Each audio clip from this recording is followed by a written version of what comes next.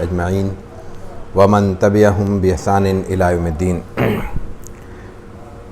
منتظمین کرام کے شکریہ کے ساتھ میں آج کے موضوع پر انتہائی اختصار کے ساتھ چند باتیں عرض کرنا چاہوں گا، اور اس سے پہلے ایک مختصر سی معذرت بھی کہ کچھ شیڈول میں تبدیلی کی وجہ سے ایک دقت یہ پیش آ رہی ہے کہ میں تفصیل سے آپ کے سامنے بات نہیں کر سکوں گا، ورنہ میری خواہش تھی کہ یہ جتنا اہم، جتنا زندہ اور جس قدر ہماری دلچسپی کا حامل مضمون ہے اس پر تفصیل سے گفتگو بھی ہو، اور پھر کچھ سوالات کے ذریعے ہم سب کے ویوز ایک دوسرے کے سامنے آ سکیں۔ جو موضوع ہے وہ بڑا براہ راست ہے۔ عام طور پہ موضوع تھوڑا سا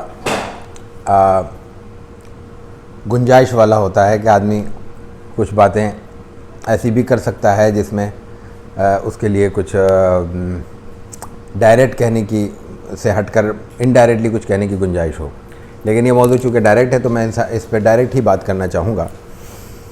جو بنیادی نقطہ ہے وہ یہ نہیں ہے کہ جمہوریت کیا ہے اور جمہوریت کا اسلام میں کیا درجہ ہو سکتا ہے۔ اس سے پہلے جو بنیادی سوال ہے جہاں سے ہمیں گفتگو شروع کرنی چاہیے وہ یہ ہے کہ ہم بطور مسلمان یا بطور اسلامی ریاست کے شہری، پاکستان یہی کلیم کرتا ہے کہ ہم ایک مسلم ریاست ہیں، تو اس ریاست کے حدود میں، اس ریاست کے شہری کی حیثیت سے ہمارے لیے کیا طریقہ کار ہونا چاہیے کہ ہم اپنی نظام حکومت کو استوار کر سکیں۔ نظام حکومت میں حکمران بھی شامل ہیں، حکمرانوں کے وہ ماتحت بھی شامل ہیں جن کے سر پر حکمرانی راج کرتی ہے، اور پھر اس میں ہم جیسے رعایا بھی شامل ہیں جن پہ وہ حکمرانی کے اثرات براہ راست مرتب ہوتے ہیں۔ قرآن کریم نے انسان کو جب اللہ کے نائب کے طور پر پیش کیا ہے تو وہاں سے یہ سوال شروع ہوا کہ انسان کی یہ نیابت کس درجے کی ہے۔ اس پر بہت تفصیل سے بات کی جا سکتی ہے، لیکن جو بنیادی نقطہ یا اس کا خلاصہ ہمیں معلوم ہوتا ہے وہ صرف یہ ہے کہ اللہ کے تفویض کردہ اختیار کے تحت بندہ اللہ کا ایک نمائندہ، اور اللہ کے دیے ہوئے چند اختیارات کے تحت اس کی نیابت کرنے کا حق رکھتا ہے۔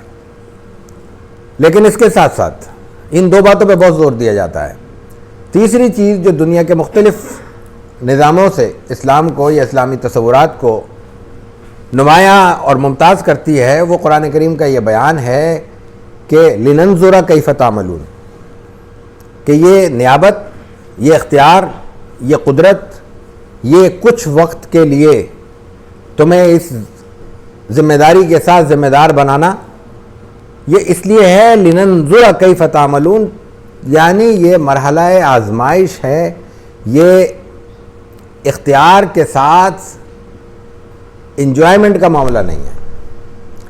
انسان جب صاحب اختیار ہوتا ہے تو یہی تصور رکھتا ہے کہ یہ ٹھیک ہے، اب ہمیں انجوائے کرنا چاہیے۔ انسان کا اپنے اختیار سے تجاوز کرنا یا اختیار کو عوام کے لیے آزمائش بنانا صرف اس نقطے پر ہوتا ہے کہ انسان یہ تصور کرتا ہے کہ یہ آج ہے کل نہیں ہے، اور جب تک ہے میں انجوائے کروں۔ لِنَنظُرَ كَيْفَ تَعْمَلُونَ کا بیان اس تصور کی جڑ سے بیخ کنی کرتا ہے کہ چونکہ یہ مرحلہ آزمائش ہے تو مرحلہ آزمائش میں انسان کو دوسروں سے زیادہ محتاط ہونا چاہیے۔ اس کو بالکل اگر ایک مثال سے دیکھیں تو بڑا آسان ہو جاتا ہے۔ ہم طالب علم ہیں تو ہمارے لیے مثالیں روزمرہ کی ہیں، ہم ایک امتحان گاہ میں بیٹھے ہیں، ہمیں کچھ پرچہ حل کرنا ہے۔ کسی استاد نے یہ بھی کہا کہ کیمرے لگے ہوئے ہیں، یہ بھی کہا کہ یہاں نگران کوئی نہیں ہوگا اور ہم تمہیں واچ بھی کر رہے ہوں گے، اور یہ اس کے ساتھ کہہ دیا کہ بھائی یہ پیپر ہے، یہ جیسے چاہو تم حل کرو، رزلٹ ہم نے دینا ہے، نقل ہوگی تو ہم پکڑ لیں گے، عقل ہوگی تو تمہیں اس کے جو بھی نتائج ہوں گے وہ ثمرات تم تک پہنچ جائیں گے۔ اب انسان یہ جانتا ہے کہ کیمرے لگے ہوئے ہیں اور اس کو واچ کیا جا رہا ہے، دیکھا جا رہا ہے، وہ یہ جانتا ہے کہ اگر میں نقل کروں گا تو میرے نمبر کٹ جائیں گے، اس کے باوجود وہ نقل کرتا ہے تو اس کو کیا کہا جائے گا؟ یہ آزمائش کا تصور ہی اصل وہ تصور ہے جو آج کی دنیا میں وحی سے آزاد ریاستوں میں قانون کے ذریعے انسان کے اندر ایک ڈسپلن پیدا کرنے کے لیے استعمال کیا جاتا ہے۔ دنیا میں کیا ہوتا ہے، ہم بہت مثالیں دیتے ہیں اپنی بدنظمی کو دیکھتے ہوئے، اپنی بد انتظامی کو دیکھتے ہوئے۔ ٹریفک کا معاملہ بھی آ جائے تو ہمیں یورپ یاد آنے لگتا ہے کہ بھئی وہاں پہ اس طرح بدنظمی نہیں ہوتی، کوئی رانگ نہیں چل سکتا، کوئی فلاں نہیں چل سکتا۔ اس کے پیچھے لاجک کیا ہوتی ہے؟ مثال تو دینا آسان ہوتا ہے، قانون کا خوف۔ لیکن تصور کیجئے بہت ساری چیزیں ہم نیگیٹو لیتے ہیں، پازیٹیوٹی میں آئیں۔ ایک تصور کیجئے کہ خوف، قانون کا خوف تو کم از کم ہم لوگوں کو نہیں ہوگا پاکستان میں رہتے ہوئے۔ پھر وہ کیا چیز ہے کہ اس کے باوجود کہ قانون کا خوف نہیں ہے لیکن ہمارے ہاں پھر بھی ایک ڈسپلن کسی نہ کسی درجے میں موجود ہے، سوائے اس کے کہ یہ کہا جائے کہ یہ خدا کا خوف ہے، معاشرے کی اخلاقی اقدار ہیں جنہوں نے ہمیں گرفت میں لیا ہوا ہے۔ تو بنیادی نقطہ جس میں توجہ دلانا چاہ رہا ہوں، آزمائش کا تصور ہے جو اللہ تعالیٰ نے قرآن کریم کے ذریعے ہمیں عطا کیا ہے۔ اس سے تھوڑا سا آگے بڑھے تو پھر ہمیں دوسرے نقطے کی طرف قرآن کریم متوجہ کرتا ہے، اور وہ نقطہ کم از کم جناب رسول اللہ صلی اللہ علیہ وسلم کے بعد خلفاء راشدین نے، اور بالخصوص حضرت ابوبکر صدیق رضی اللہ تعالیٰ عنہ، حضرت علی رضی اللہ تعالیٰ عنہ وغیرہ کے خطبات میں وہ چیز برابر ملتی ہے، بار بار ملتی ہے۔ وہ ہے قرآن کریم کے الفاظ میں تعاونوا علی البر ولا تعاونوا علی الاثم والعدوان۔ دنیا کی کوئی بھی حکومت ہو، کوئی بھی طاقت ہو، کوئی بھی اختیار ہو، وہاں پہ نظم و ضبط کے قیام کے لیے غیر مشروط وابستگی مانگی جاتی ہے، طلب کی جاتی ہے کہ کوئی بھی صاحب اختیار ہے تو وہ اب چونکہ ہم یہاں اس حیثیت میں موجود ہیں تو اب باقی سب کی ذمہ داری ہے کہ وہ ہمیں فالو کریں اور 100% فالو کریں۔ لیکن یاد کیجئے حضرت ابوبکر صدیق رضی اللہ تعالیٰ عنہ کا خطبہ اول کہ جب آپ کے سامنے، جب آپ کو اختیار دیا گیا تو آپ نے کیا کہا تھا؟ آپ نے کہا تھا کہ دو باتیں بڑی دلچسپ کہی تھی۔ آپ نے کہا تھا کہ تم میں سے طاقتور وہ ہے جو میری نظر میں تم میں طاقتور وہ ہے جو کمزور ہے، اس لیے کہ اس کے پاس اور اس کے رب کے درمیان کوئی رکاوٹ نہیں ہے، اور جو طاقتور اس وقت واقعتاً موجود ہے وہ کمزور ہے، اس لیے کہ وہ اپنے طاقت کے بل پر جو کچھ کر رہا ہے وہ اس کے لیے مستقبل میں کمزوری کا باعث بنے گا۔ اور جو اس سے پہلے اہم بات کی تھی وہ یہ تھی کہ اگر میں کوئی غلط کام کروں تو مجھے سیدھا کرنا، اور یہ جو تعاون میں تم سے مانگ رہا ہوں یہ اس وقت تک ہے جب میں صحیح راستے پر قائم رہتا ہوں۔ تو قرآن کریم کی یہ جو آیات ہیں، اور یہ ایک سے زائد آیات ہیں جس میں یہ لفظ یہ اصطلاح استعمال ہوئی ہے، وہ غیر مشروط وابستگی کی بات نہیں کرتے۔ ان دو باتوں پہ میں نے اصرار اس لیے کیا کہ مجھے بہت مختصر وقت میں اپنی بات مکمل کرنی ہے کہ ہم اس نقطے کو حل کر سکیں، اس اعتراض کو حل کر سکیں جو اس وقت ہمارے درمیان موجود ہے جمہوریت کے حوالے سے۔ جمہوریت کو وہ طبقہ جو براہ راست اسلام کے متصادم قرار دیتا ہے، اس کا بنیادی نقطہ یہی ہے کہ یہاں پہ اللہ کے علاوہ کسی کی حکمرانی ہے۔ اگر اس کو اس تصور کے ساتھ جوڑا جائے، اور پھر اس کے ساتھ بہت جلدی کے ساتھ مجھے علم ہے کہ آپ سب کی نظروں سے وہ سب چیزیں گزر چکی ہیں، 49 میں آئین کا حصہ بننے والی اور بعد میں آئین کا حصہ بنی، 49 میں پیش ہوئی قرارداد مقاصد اور اس کے بنیادی دفعات کو ذہن میں رکھیے، اور اس کے بعد پھر 22 نکات 23 نکات جو 1951 میں جنوری میں منظور کیے گئے، علماء کرام کے مختلف بلکہ تمام طبقات فکر کی باہمی رضامندی سے سید سلیمان ندوی رحمہ اللہ کی نگرانی میں مرتب ہوئے۔ ان دونوں میں جس بات کو بہت اصرار کے ساتھ پیش کیا گیا اور جو پھر آج قرارداد مقاصد کے بطور دیباچہ آئین میں شمولیت کے بعد وہ آئین کا حصہ ہے، وہ یہی نقطہ ہے کہ یہاں پہ بالادستی اللہ کی یا اللہ کے قانون کی ہوگی۔ جب یہ نقطہ پیش نظر رہے تو قانونی طور پر اس بات پہ اصرار کرنے کا جواز نہیں رہتا کہ چونکہ یہاں پہ انسان کی بالادستی کی یا انسانی حاکمیت کی بات ہو رہی ہے تو یہ اسلام کے بنیادی مزاج کے خلاف ہے۔ یہ میں عرض کرنے کے لیے میں نے یہ بات آپ کے سامنے پیش کی تھی۔ دوسری بات، یہ جو ہماری حکومتیں ہیں یا اسلام کا جو تصور ہے وہ کس نقطے پر قائم ہے؟ وہ بنیادی نقطہ تعاون کا نقطہ ہے، اور وہ بنیادی نقطہ یہ ہے کہ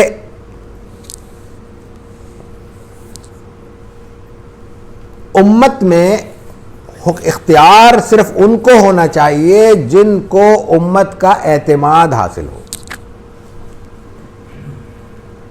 اعتماد کے لیے قرآن کریم میں بھی اشارے موجود ہیں، لیکن خصوصاً حکومت اور ریاست کے تعلق کو منضبط کرنے والی جتنی تحریریں ہیں ان میں یہ بات اصرار کے ساتھ کہی گئی ہے کہ یہاں تعاون دو طرفہ مطلوب ہے، اور تعاون بغیر اعتماد کے قائم نہیں ہوتا. اعتماد کے بغیر تعاون نہیں ہوتا، وہ ڈنڈا ہوتا ہے، جبر ہوتا ہے، اس کو کوئی بھی عنوان دیا جا سکتا ہے. یہ دونوں صورتیں اگر انسان کے ذہن میں ہوں تو بنیادی جمہوریت اور اس کا جو ووٹ کا تصور ہے اس کو منضبط کرنے کے لیے جتنے بھی ضابطے بیان کیے گئے ہیں وہ آسانی کے ساتھ سمجھ میں آ سکتے ہیں.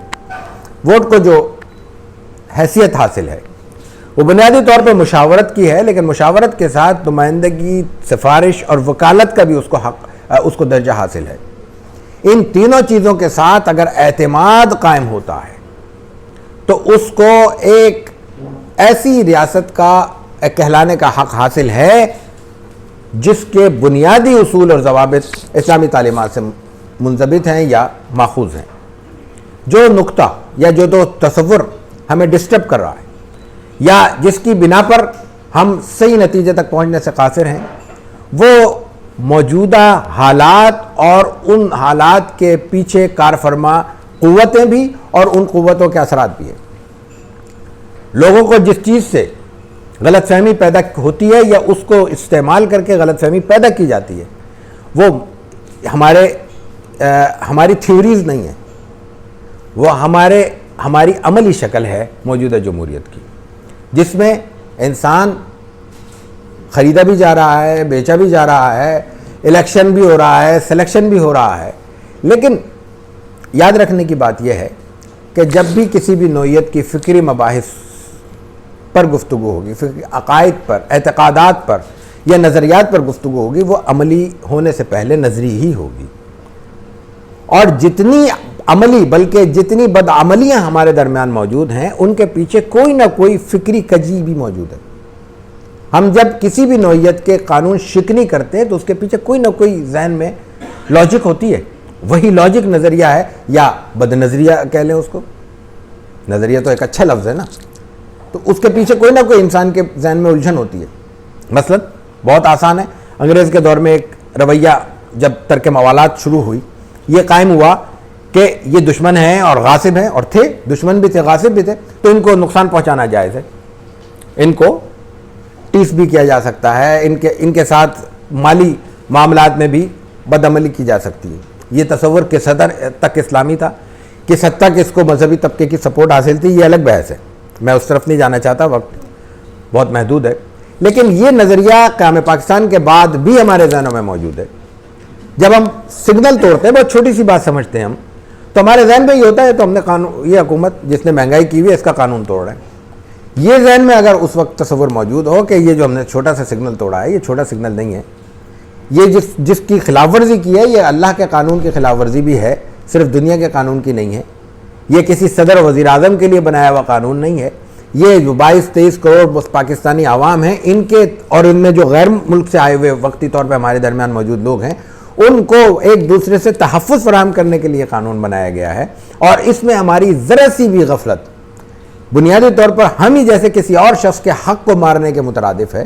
جس وقت ہم سگنل توڑ کے جا رہے ہیں تو اس وقت کسی اور کا حق تھا کہ اس راستے سے گزرتا، ہم نے اس کا حق ادا نہیں کیا بلکہ اس کا حق مارا ہے، تو نتیجتاً ہم ایک ایسے حقوق العباد کی خلاف ورزی کے مرتکب ہوئے ہیں جو قیامت تک ہمارے گلے کا طوق رہے گا. اس لیے کہ ہم اس کو معافی نہیں لے سکتے. دوبارہ کہاں ملے گا وہ سگنل پر توڑنے جس کا ہم نے حق مارا وہ شخص. یہ تصور جو میں نے عرض کیا یہ وہاں سے آیا. میں بتانا یہ چاہ رہا تھا کہ ہم جب فکری اور نظری معاملات کی بات کرتے ہیں تو ہم پر ایک سوال یہ پیدا ہوتا ہے، ہمارے سامنے آتا ہے اور یہ بڑا اشکال ہے کہ یہ تو تھیوریز ہیں، یہ خیالات ہیں. عملی طور پہ صورتحال یہ ہے کہ جناب عالی خرید و فروخت ہو رہی ہے، دام لگائے جا رہے ہیں، ایک دوسرے کے بندے توڑے جا رہے ہیں، تماشا ہو رہا ہے سب کے سامنے. لیکن دیکھیے بات یہ ہے کہ یہ جو کچھ ہو رہا ہے یہ وہ قاعدے اور ضابطوں کی پامالی ہے جن کی طرف ہم اشارہ کر رہے ہیں. یہ خود قاعدے اور ضابطے نہیں ہیں. بات قاعدوں کی ہو سکتی ہے، بے قاعدگی کی ہو ہی نہیں سکتی. بے قاعدگی کو نہ دلیل بنایا جا سکتا ہے، نہ ثبوت، نہ حجت. تو عملی طور پر اگر کوئی کوتاہی ہے تو اس کو علمی سطح پہ دور نہیں کیا جا سکتا، اس کو عمل درست کر کے ہی ہمیں درست کرنا ہوگا. تو جس قدر ہمارے سامنے اشکالات ہیں، وہ بعض اوقات وہ اشکالات اتنے بچکانہ ہوتے ہیں کہ ان کو شاید ذکر کرنا بھی اس ماحول کی سنجیدگی کے برعکس تصور کیا جائے گا. اس دوران بہت سی چیزیں ہماری نظر سے گزری کہ عجیب و غریب نوعیت کے سوالات ہیں، لیکن ان کا جو بنیادی فوکس ہے وہ انہی دو نقطوں پر ہے کہ ایک تو جو کچھ ہو رہا ہے وہ ظاہر ہے کہ اس کو جمہوریت کی شکل دے کر پیش کیا جا رہا ہے. لیکن اگر اسی کو جمہوریت قرار دیا جائے اور کہا جائے کہ یہی جمہوریت ہے تو ظاہر ہے کہ اس کے حق میں کوئی ایک شخص بھی کلمہ خیر ادا کرنے کی پوزیشن میں نہیں ہوگا. لیکن اس کے برعکس اگر کوئی مذہبی طبقہ کسی غلط روش کا شکار ہو جائے تو کیا اس کو مذہب کی بنیاد قرار دیا جائے گا؟ کیا یہ کہا جائے گا کہ یہ جو کچھ ہو رہا ہے یہ مذہب کر رہا ہے، یا مذہب اس بات کی تلقین کرتا ہے؟ آپ دیکھ لیجئے یہاں سے لے کر مطلب پاکستان سے لے کر عالم انسانیت کے آخری کونے تک جہاں مسلمان بستے ہیں، ہمارے ہاں کتنے ایسے خیالات ہیں جن کے غلط ہونے پہ دو رائے نہیں ہو سکتی. اور وہ صرف انفرادی نوعیت کی چیزیں نہیں ہیں، ہمارے معاشروں کے بہت سے طبقات کی وہ اساس اور بلکہ پہچان بن چکی ہیں. لیکن ان کو کیا کہا جاتا ہے؟ اور جب بھی ان کی بنیاد پہ کسی طرف سے اشکال ہوتا ہے، سوال ہوتا ہے کہ یہ غلط کام مسلمان کر رہے ہیں یا غیر مسلموں میں فلاں طبقہ کر رہا ہے یا کوئی بھی شخص کر رہا ہے، کوئی بھی مذہبی طبقہ ہے، میں مسلمان اور غیر مسلم بات نہیں کر رہا، تو اس وقت کیا ہم یہی دلیل دیتے ہیں کہ یہ بے شک 1000 اور 1,00,000 نہیں 1 کروڑ آدمی کریں، لیکن یہ چونکہ قاعدے اور ضابطے کے خلاف ہے، چونکہ کسی مذہب کی یہ تعلیم نہیں ہو سکتی، اس لیے اس کو دلیل اور حجت نہیں بنایا جا سکتا. اس کو کہا جائے گا کہ فلاں مذہب کے ماننے والوں کی یہ ایسی حرکت ہے جس کو سپورٹ نہیں کیا جا سکتا، یہ یا قابل رد ہے، قابل استرداد ہے. تو ہم یہاں بھی یہی کہیں گے کہ وہ تمام صورتیں، وہ تمام چیزیں جن سے آج ہم نبرد آزما ہیں، جن کے نتیجے میں ہمارے لیے مشکلات ہیں، ہمارے سامنے مصائب ہیں، وہ تمام کی تمام چیزیں اس نوعیت کی ہیں کہ ان کا تعلق کسی دلیل سے نہیں ہے، کسی حجت سے نہیں ہے، کسی ضابطے سے نہیں ہے. وہ ایک فکری کجی ہے یا عملی بد کرداری ہے جس میں ہم اس وقت مبتلا ہیں. پھر ایک بات اور میں اسی پر اختتام کرنا چاہوں گا، وہ یہ کہ اگر تصور کیجئے کہ ہم اس تمام سلسلے کو ختم کر دیتے ہیں تو اس کے مقابل ہمارے سامنے کیا صورت ہے؟ تو 2 صورتیں ہمارے سامنے آتی ہیں. ایک وہ جو عملی ہے، ایک وہ جو صرف نظری ہے، جس کی صرف اصطلاح ہے، اس اصطلاح کے امپلیمنٹ کے حوالے سے ہمارے ذہن خالی ہیں. ایک ہے وہ شخصی حکومتیں جن کو کوئی بھی عنوان دے دیں، جو موجود ہیں اور کارخانہ قدرت میں کارگزاری ان کی بھی جاری ہے، کام وہ بھی کر رہے ہیں. اور دوسری صورت ہے جس کو ہم لفظ کہتے ہیں شورائیت. شورائیت چونکہ رسول اللہ صلی اللہ علیہ وسلم کے احکامات ہی نہیں، آپ کے عمل سے ثابت ہے، اس پہ کوئی 2 لفظ نہیں کہے جا سکتے، کوئی 2 رائے نہیں قائم کی جا سکتی. لیکن اس کی عملی شکل کیا ہوگی آج کے دور میں؟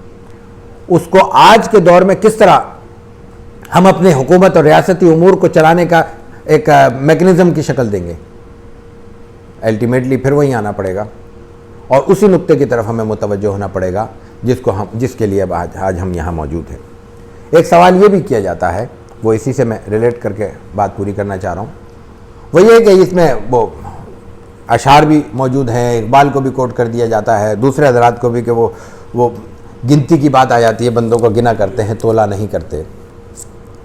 ٹھیک ہے، یہ بات درست ہے. کچھ چیزیں عملی طور پر ہماری ضرورت بھی ہیں، مجبوری بھی ہیں. تصور کیجئے کہ یہ نہ ہو، لوگوں سے رائے تو لی جائے گی، کس بنیاد پہ لی جائے گی؟ ہم کہہ دیتے ہیں کہ علم اور فضل کی بنیاد پہ لی جائے گی. علم و فضل کی بنیاد پہ کیسے لی جائے گی؟ 2 رائے ہوں گی کہ علم و فضل سے مراد کیا ہے. اچھا ٹھیک ہے، علم و فضل سے مراد ہم نے کہا کہ بھئی کوئی سند مقرر کر لی جائے اور اسناد کر لی جائیں.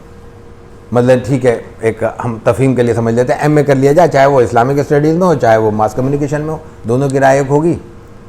دونوں کی رائے ایک کیسے ہو سکتی ہے جب ایک شخص نے اسلام کے ضابطوں کا ہی ادراک نہیں کیا یا اس کے بارے میں بنیادی طور پر ہی تصورات سے وہ واقف نہیں ہے، تو ہم ان دونوں کو کیسے کھڑا کر سکتے ہیں؟ اچھا چلے ہم لازم کر دیتے ہیں کہ سب ایم اے اسلامیات یا اس کے ایکول، یعنی تھوڑی سی گنجائش ہمیں نکالنی پڑے گی شہادت العالمیہ کے لیے بھی، تو ٹھیک ہے اس کی ایکویلنسی کے ساتھ ہم اس کو کر لیتے ہیں. تو ایک شیخ الحدیث اور ایک آج کا مجھ جیسا طالب علم جو ابھی 1 سال پہلے فراغت پائی ہے، دونوں کے ایک درجے کا اختیار دے دیں گے، تو پھر کس کو رکھیں گے؟ شیوخ الحدیث تو کتنے ووٹوں سے کتنے زیادہ چلائیں گے. یہ اشکالات ہر سطح پہ آئیں گے. جب بزنس کمیونٹی میں جائیں گے تو ایک شخص جس نے ابھی ایک چھوٹی سی دکان کھولی ہے موبائل ریپیئرنگ کی, اور ایک شخص جو چیمبر آف کامرس کا پریزیڈنٹ ہے, آپ ان دونوں کو ایک سطح پہ کیسے کھڑا کریں گے؟ کسی اسکول میں چلے جائیں, کالج میں چلے جائیں, یونیورسٹی میں چلے جائیں, کسی ٹاپ کلاس کسی پروفیشنل فیلڈ میں چلے جائیں, یہ اشکال پیدا ہوں گے. اس کا جو بنیادی حل ہے وہ یہی ہے, دو چیزیں پیش نظر رہنی چاہیے. علامہ اقبال مرحوم نے اپنے خطبات میں اس جانب بہت تفصیل سے بات کی تھی, اور اس وقت بات کی تھی جب تصور نہیں تھا کہ اس موضوع پر کوئی چھیڑا بھی جا سکتا ہے, اور خصوصاً مسلمانوں کے ماحول میں. بات صرف اتنی نہیں تھی کہ عقائد اور خیالات کو کس طرح پیش کیا جائے, اس کی عملی تطبیق کیسے ممکن ہے, اس پر ان کے خطبات میں بہت تفصیل سے گفتگو ہے. اور وہاں پہ یہی نقطہ بار بار بیان ہوا کہ ایک اصل چیز, ہم جس سطح پہ علمی اعتبار سے, فکری اعتبار سے, اور خاص طور سے تعلیمی اعتبار سے کھڑے ہیں, اس سطح پہ یہ سوالات ہمیں تا دیر تنگ کرتے رہیں گے جب تک ہم اپنے انفرادی طور پر اپنی سطح کو بلند نہیں کریں گے. جب ہم بات کرتے ہیں کہ پارلیمنٹ میں فلاں بیٹھا ہے, فلاں بیٹھا ہے, تو وہ فلاں اور فلاں جو بیٹھا ہے وہ ہماری نالائقی سے بیٹھا ہے. وہ ان کے بیٹھنے میں ہم میں سے کوئی شخص بھی, چاہے اس نے ووٹ دیا ہو چاہے ووٹ نہ بھی دیا ہو, وہ بالآخر اپنے حصے کے مطابق ہو. یہ نہیں میں کہہ رہا کہ وہ 100% وہ ذمہ دار ہوگا, 50% وہ ذمہ دار ہوگا, مجھے ایسا شاید 50% اس نظام کا ذمہ دار ہو ہی نہیں سکتا, لیکن 0.1% بھی اگر میں ذمہ دار ہوں تو میں اس بات کا مکلف تو اسی وقت یہ ضرور ہوں گا کہ میں 0.1% اپنی ذمہ داری کو پورا کروں. یہ کچھ بے ربط سی اور بے ترتیب سی گفتگو تھی, اس میں کوئی کام کی بات ہوئی ہے تو یقیناً ظاہر ہے کہ زبان, انسان کے خیال, انسان کا تصور, انسان کے عقل, فہم سب اللہ کی گرفت میں ہیں, اور ہم یہی دعا کر کے بیٹھتے ہیں کہ اللہ تعالیٰ کوئی کام کی بات ہمارے ذہن سے ادا کروائے, اور باقی انسان کی جو اپنی نالائقیاں ہیں وہ اس کے ساتھ ہوتی ہیں. تو اس نوعیت کی کوئی چیز ہوئی ہو تو اس کے لیے میں معذرت خواہ ہوں. وقت بہت محدود سا ہے, اس لیے دل چاہنے کے باوجود میں اس موضوع پہ تفصیل سے بات نہیں کر سکا. کبھی زندگی رہی, موقع ہوا اور حالات نے گنجائش دی تو تفصیل سے بات کریں گے. السلام علیکم ورحمۃ اللہ وبرکاتہ. بہت شکریہ. بالکل بے ربط نہیں تھی, بس تمام اصولی باتیں آپ نے سوالات کا تو جی سوری بہت, یعنی جو بنیادی باتیں تھیں اس کو ہم 3 دن سے